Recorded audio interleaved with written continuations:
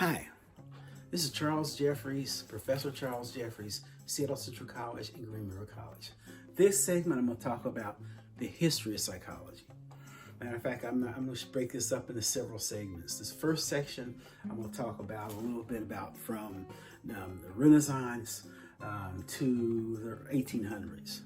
Okay, and the first person I want to talk about is Descartes. But before I get into the history of psychology, I want to talk about individual Thomas Kuhn. Thomas Kuhn was a science professor at Yale University in 1960, and he wrote a book called The Structure of Scientific Revolutions. And one of the things he talked about in that book was science changes with the times. Science changes with the times. You look at history of science, you see rises and falls of schools of thought. One group of people, you find truth for a period of time, but then questions start coming that they can't handle, the theory falls apart, a new theory arises, and it goes until something else comes in. Okay, science changes with the times. Another thing Kuhn talked about, your greatest contributors to science are extremely young or new to the field. Your greatest contributors to science are extremely young or new to the field because they don't know what they're not supposed to do. Okay, think about that. Professors like me, we don't make contributions. It's the graduate students who basically make the difference because they don't know what they're not supposed to do.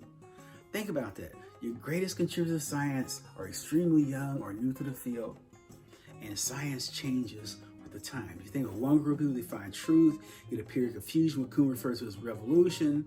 Then from that theory comes a new theory, which Kuhn referred to a paradigm shift. That's where paradigm shift came from, was Kuhn.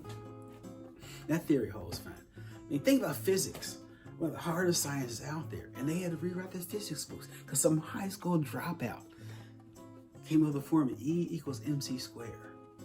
Okay, in other words, before Einstein came along, Newton's theory defined physics. But Einstein came in and said, well, what? But Newton's theory only applies in the Earth's atmosphere. Whereas Einstein's theory says, what if you're in the Earth's atmosphere? And so if I throw a ball or an object, it's going to go, but three forces act on the object. The force of the throw, the force of gravity pull it to the ground, the force of friction slowing it down. And this all because of the Earth's atmosphere. On the other hand, if there's no gravity or no friction, if I threw that ball in outer space, the ball would continue to go until it ran into something. And that's what we're talking about. Science changes with the times. Psychology is a combination of two disciplines, physiology and philosophy. Physiology, the study of the body; philosophy, the study of thoughts and ideas. So first we'll talk about philosophers' contribution to psychology, then we'll talk about physiologists' contribution to psychology. I'm a philosopher. One of the first philosophers we'll talk about is Descartes. Rene Descartes, he came around the time of the Renaissance. And historically, Renaissance was really a historical time period. And it wasn't really a real Renaissance, as a nuisance. Renaissance being rebirth of science. Well, Western Europe never had it. Greeks didn't see themselves the same people as Western Europeans. Western Europeans were barbarians to the Greeks and Romans. Okay, but the historians refer to it as a Renaissance. Okay, a birth, but it's exciting because all this information was coming in. Before the Renaissance or before Descartes' time, the church defined science. You read Shakespeare, Macbeth, Beckett, or any type of literature that was written during that time period. The kings, and the assumption was the king was appointed by God. So therefore, if you insult the king, you insult God, so you die. Okay, and so like I said, the church defined science. Okay, but then the Renaissance indirectly was kicked off by a series of wars referred to as the Crusades, or they contributed to the Renaissance. Now these veterans are coming back with cotton clothes and telescopes and new ideas and a number system, zero, a number representing nothing. Okay, and as a result, all this new information coming in, the church couldn't handle it. First came, well, we just played out, we won't talk about it over time. Well, we got to change. Well, Descartes' contribution was the idea of the mind and the body. They considered him the doubter. He was a mathematician, a philosopher. How do you know that something is true? How do you know it's true? Okay, and the mind and the body, that was his contribution to psychology. The mind controls the body, and the body keeps the mind alive. Okay, before there, the church is the body and the soul versus the mind and the body.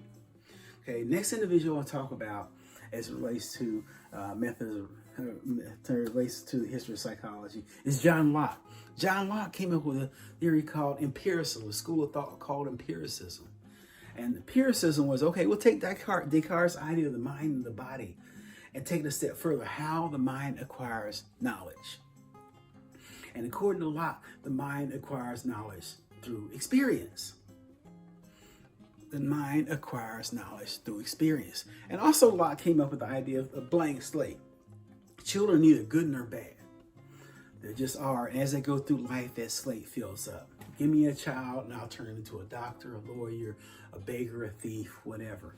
And I love what he's saying. Those experiences shape the individual with who they are as a person. At that time, they believed in your born leader or born with whatever skills you need. You're sure you have the so-and-so's a born leader or a born teacher or born good or born bad. And also during that time period, there are groups of folks who actually believed in predestination.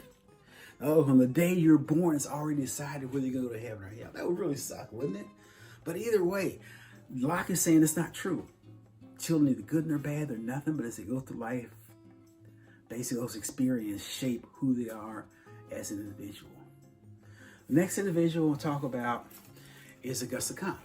Comte basically took Locke's idea of empiricism to the next level. Whereas also Comte was the founder of sociology, the study of groups. Okay, and the study, but he's talking about, but Auguste Comte, his school of thought was called positivism, and positivism, main focus of positivism was objective observation. In other words, observing without bias. Objective observation. Okay, but that's positive. Now let's talk about physiologists.